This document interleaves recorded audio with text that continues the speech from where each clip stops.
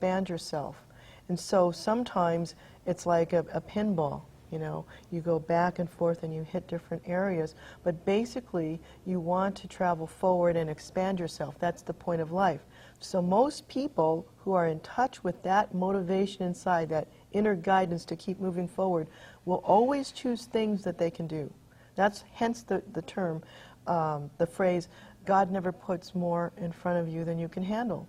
It just wouldn't occur to you to try to do something that you had no capacity to do.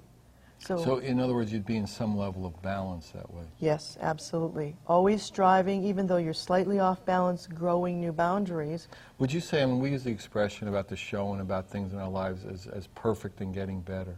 So in other words, you're like content and still making effort.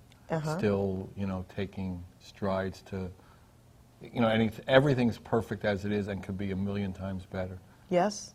I mean, if we were going to use a metaphor, we would talk about maybe a potted plant.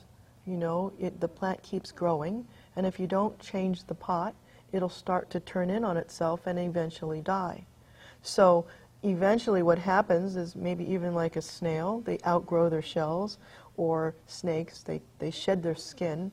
There's sort of a mechanism that's built in spiritually, physically, emotionally, on all levels, mentally. So you keep growing, so you don't have to go into that area of becoming root bound. But some people will choose that.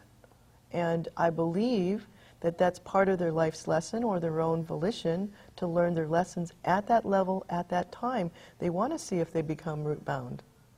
And just before it would cause severe damage, most people, their instinct is to survive.